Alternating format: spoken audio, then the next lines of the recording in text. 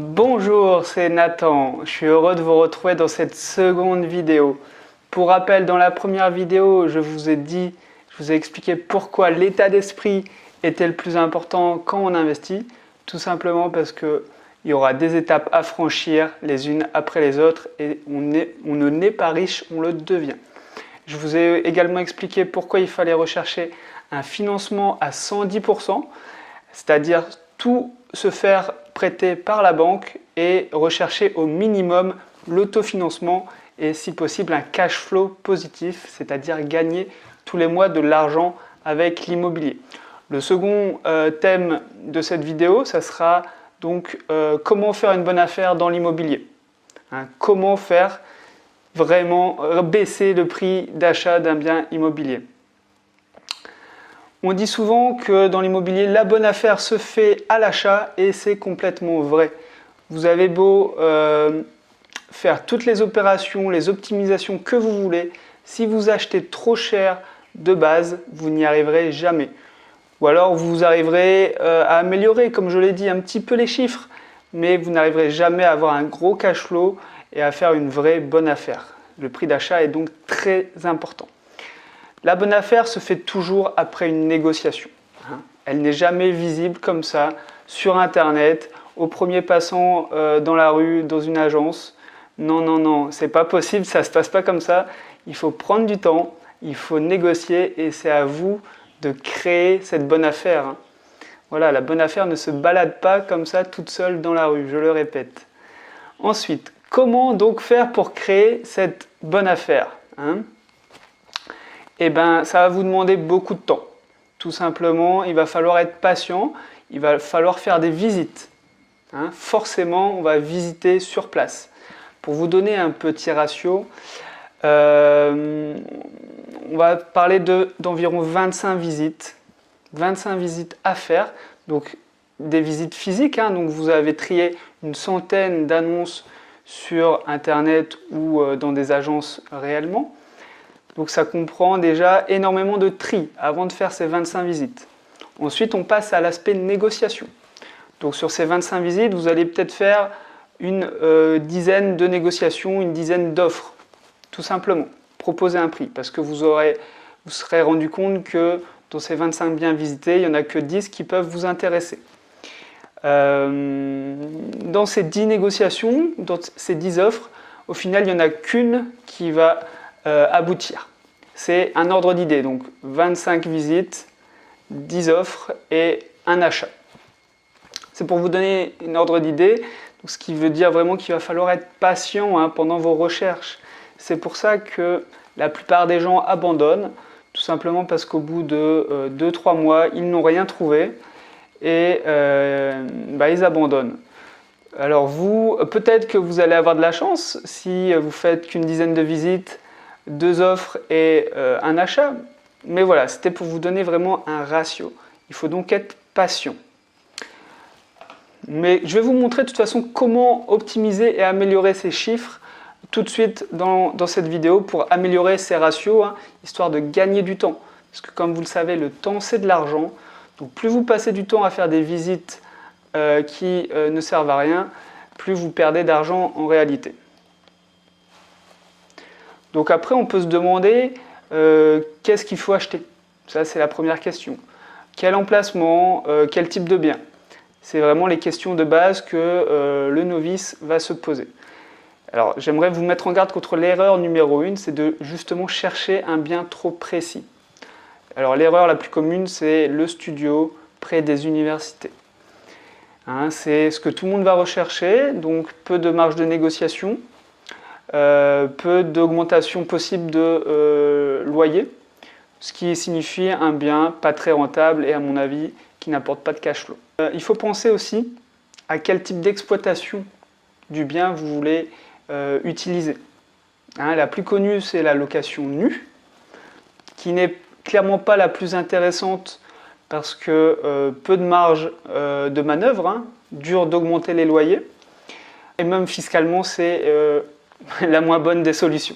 Après, on a la location meublée. C'est ce que je préconise. Dans la location meublée, on va retrouver la location saisonnière, location courte durée, la colocation et aussi le meublé à l'année. Clairement, c'est ce qui va vous permettre d'augmenter la valeur locative d'un bien et permettre d'avoir du cash flow. Donc principalement, ça va être ce type de bien que moi je vais vous préconiser. Donc c'est aussi par rapport au type de projet, au type d'exploitation que va s'affiner votre recherche de biens immobiliers. Ensuite, vous devez aussi viser des biens dans votre budget. Forcément, ça peut déjà réduire vos critères de recherche. Si vous avez peu ou pas d'argent, visez des biens parking, style parking et garage déjà. Si vous avez un budget normal, là ça va être plus des appartements tout simplement. Et si vous avez un budget un peu plus aisé, là vous pouvez taper dans des maisons, dans des immeubles de rapport et voilà, dans des plus gros espaces. Un autre conseil pour trouver la bonne affaire, c'est de chercher dans votre zone de confort, c'est-à-dire une zone, allez, on va dire 1 heure à 1 heure de chez vous. Pourquoi ? Parce que c'est une zone que vous maîtrisez, vous connaissez déjà le marché locatif, vous connaissez déjà le type de population, etc. Donc pour résumer, regardez vraiment le marché locatif autour de chez vous. N'inventez pas la demande locative, adaptez-vous aussi à la demande. Ça peut être, si vous êtes en campagne, et du coup une zone rurale, donc plutôt un immeuble de rapport en location nue. La location nue peut être intéressante avec l'immeuble de rapport, en dessous je vous le déconseille quand même. Ensuite, si vous êtes dans une grande ville ou une ville de taille moyenne, donc au-dessus des 100 000 habitants, vous avez à peu près tous les types de locations qui vont être possibles pour vous, parce que vous aurez un marché locatif pour tous ces modes d'exploitation. Que ce soit immeuble de rapport, colocation, location meublée, location courte durée. Le top 50 des villes de France permettent en général de louer comme ça. Si jamais vous investissez à distance, moi je vous recommande vraiment de vous faire accompagner par un indépendant qui va filtrer les annonces, qui va faire des visites, qui peut même négocier à votre place, suivre l'avancement des travaux et même s'occuper de la gestion du bien. Vraiment, la clé, c'est de se faire accompagner si vous investissez à distance. Parce que forcément, il va vous faire gagner énormément de temps et va vous faire éviter des erreurs importantes, forcément. Qui dit trouver la bonne affaire, dit aussi l'emplacement. À quel endroit je vais devoir investir? Comment trouver le bon emplacement? Alors on dit souvent, vous connaissez sûrement l'adage, l'emplacement, l'emplacement, l'emplacement dans l'immobilier. L'emplacement c'est bien, mais ça a un coût. Ça a un coût, ça a peu de marge de négociation parce que c'est très attractif. Vous aurez beaucoup de concurrence, du coup ça va être très dur de négocier le prix d'achat. Non, moi je ne pense pas que ça soit la bonne méthode pour démarrer en tout cas ces investissements. Je pense plutôt qu'il faut viser un quartier moyen, un quartier qui ne fait pas ou peu parler de lui. Pourtant, il fait bon vivre dans ce quartier. Vous connaissez sûrement ce type de quartier dans votre ville ou à côté de chez vous. Un quartier qui ne fait pas rêver, mais en même temps qui n'est pas craignos, tout simplement. C'est là, dans ces quartiers, que vous allez pouvoir faire une grosse négociation. Donc, il faut aussi chercher des emplacements qui correspondent à votre projet. Forcément, si vous voulez faire une colocation, il va falloir des jeunes étudiants et des jeunes salariés. Je le rappelle, dans une colocation, c'est 50% d'étudiants, 50% de jeunes salariés. Voilà, après, je reste général, ce sont des grandes lignes à respecter pour éviter de vous perdre aussi dans tout ce qu'on peut regarder et lire sur Internet. C'est vraiment pour essayer de vous donner une vision d'ensemble. Ensuite, il faut bien sûr étudier chaque projet au cas par cas. Qui dit faire la bonne affaire, dit forcément aussi faire une grosse négociation. Je vais vous donner 3 indices pour faire une bonne négociation. Ça va être de suivre ce que j'appelle le FHR, donc c'est fatigué, hâté, remboursé. C'est-à-dire que le vendeur doit respecter ces règles. Fatigué, hâté, remboursé. Fatigué, c'est quoi? Simplement, il a peut-être un ancien locataire qui lui en a fait voir de toutes les couleurs. Il est fatigué, il est lassé de louer son appartement. Il est fatigué de faire sa déclaration d'impôt. Il est fatigué de faire des travaux et des travaux. Et il est fatigué parce que il a peut-être envie de prendre sa retraite ou voilà, profiter de son argent autrement, récupérer du cash. Le H pour hâter. Il est hâté de vendre, il est pressé, il a besoin de vendre. On va essayer de le découvrir pourquoi, mais ça peut être un déménagement. Il change de lieu géographique. Il y a un divorce. Ils doivent revendre l'appartement. Il y a une succession, par exemple. Voilà. On va chercher vraiment s'il est hâté. Et le dernier élément, c'est le R, remboursé. Est-ce que le bien est déjà payé? Est-ce que le vendeur a encore un crédit sur ce bien immobilier? Ça, c'est important pour savoir si il a un prix minimum. Si un vendeur doit rembourser un crédit, il ne pourra pas descendre en dessous d'un certain prix parce qu'il doit rembourser son crédit. Donc si le bien est vendu par un vendeur qui a remboursé son crédit, c'est tout bénef pour vous, il n'a pas de minimum à payer à la banque. Donc il va être plus enclin à faire baisser son prix. L'objectif, c'est de repérer si le vendeur correspond à ces trois critères, F, H, R. Si le vendeur a un ou plusieurs de ces critères, c'est très bon signe. Ça signifie qu'il va être enclin à la négociation. Par contre, si le vendeur n'a pas ces signes-là, je vous conseille de passer votre chemin, de ne pas perdre de temps, ne pas perdre plus de temps à essayer de négocier avec quelqu'un qui ne sera pas enclin à faire baisser son prix.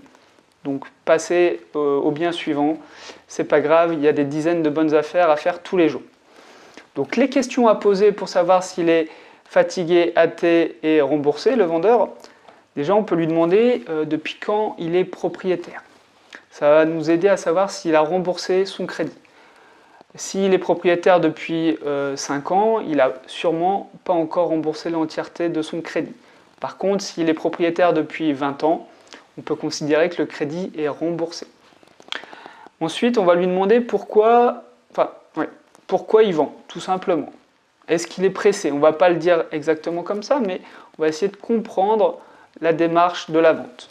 Donc en général, 75% des cas, c'est soit une succession, soit un divorce, soit un déménagement. Et c'est pas compliqué d'obtenir ces informations, il faut les demander soit à l'agent immobilier, soit de toute façon au vendeur. Ensuite, on peut demander qui sont les vendeurs ou qui prend la décision. Ça va nous aider aussi à mieux comprendre qui vend. Parce que si c'est une succession et qu'il y a 10 personnes qui doivent décider pour la vente d'un bien, vous comprenez bien que ça sera plus compliqué de faire baisser le prix parce qu'il faudra convaincre 10 personnes. Si c'est juste un grand-père qui est tout seul, pourquoi pas, hein, ça sera plus facile en tout cas. Ensuite, il faut essayer de savoir si le bien a déjà eu des offres pour comprendre la psychologie du vendeur. Demandez si vous avez déjà eu des offres. Et s'il n'y a pas eu d'offre, c'est très bon signe pour vous. Parce que imaginez quelqu'un qui vend quelque chose pendant 6 mois, 1 an, et qui n'a reçu aucune offre. Il se pose des questions. Il s'est même auto-persuadé qu'il vendait trop cher, à mon avis. Voilà. Par contre, s'il a déjà eu beaucoup d'offres et qu'il n'a pas vendu, demandez-lui quel est le prix auquel vous voulez vendre, mais c'est sûrement pas bon signe pour faire baisser le prix. Si d'autres ont essayé et qu'ils ont été refusés, que leurs offres ont été refusées, il y a peu de chances pour que la vôtre soit acceptée. Donc ne perdez pas de temps, passez au suivant. Et après, une dernière question un petit peu piège où on va faire le naïf. On va lui demander pourquoi vous vendez maintenant alors que vous avez fait des travaux, par exemple. Pourquoi vous vendez maintenant alors que le quartier est en plein renouveau? Pourquoi vous vendez alors que l'autoroute arrive? Voilà, vous jouez le naïf, encore une fois, pour comprendre vraiment les raisons profondes de la vente, toujours pour savoir si il va respecter les critères FHR. Ensuite, un moyen aussi pour mettre la pression sur le vendeur, c'est de lui faire une proposition dans un temps limité. Vous lui dites, je vous propose X milliers d'euros pour votre bien, mais cette offre dure jusqu'à la fin de semaine. Voilà. Ça va rebasculer un petit peu la pression et le vendeur, vous allez voir, en général, voilà, c'est un petit moyen supplémentaire pour mettre la pression sur le vendeur. Puis, vous le savez, quand on vend quelque chose, on ne le met jamais au prix qu'on espère réellement le vendre. On le met toujours un petit peu plus cher, histoire de faire jouer la négociation et au final tomber sur le prix qu'on souhaite vendre. Donc, il ne faut vraiment pas hésiter à négocier. Les prix demandés ne sont pratiquement jamais les prix achetés. Ça, mettez-le vous bien en tête. Peut-être qu'à Paris, c'est le cas parce qu'il y a tellement de concurrence que c'est sûrement très dur de négocier, mais les prix demandés ne sont jamais les prix achetés. Dites-vous bien qu'une négociation de 5%, c'est normal. Une négociation de 10%, c'est bien. Et au-delà, c'est très très bien. Donc, visez aussi une négociation plus élevée. Proposez un prix percutant, un prix avec une grosse négociation déjà, par exemple moins 50%, histoire de faire baisser plus rapidement, plus facilement le prix d'achat. Et aussi histoire de voir si le vendeur est vraiment motivé pour vendre. Combien il va falloir proposer pour votre négociation, à quel prix il va falloir acheter, comment définir le prix d'achat, voilà. Comment être au minimum à l'autofinancement et aussi se faire financer par la banque. Tout ça sont des points qu'on va voir dans les vidéos suivantes. Et donc demain, je vais vous montrer comment aussi améliorer un bien, comment augmenter la valeur d'un bien immobilier, comment augmenter sa valeur locative, parce que ce n'est pas tout simplement en augmentant le loyer qu'on arrive à louer plus cher, ça ne marche pas comme ça. Il faut réellement créer de la valeur derrière pour pouvoir le louer plus cher. Il faut se casser un petit peu la tête, forcément. Ce n'est pas en faisant comme tout le monde qu'on va avoir un gros cash flow et réussir son investissement immobilier. Il faut être prêt à faire des choses que les autres ne font pas. Donc, on arrive au bout de cette deuxième vidéo. Je vous souhaite donc une bonne journée et je vous dis à demain pour la suite de votre série de 4 vidéos offertes.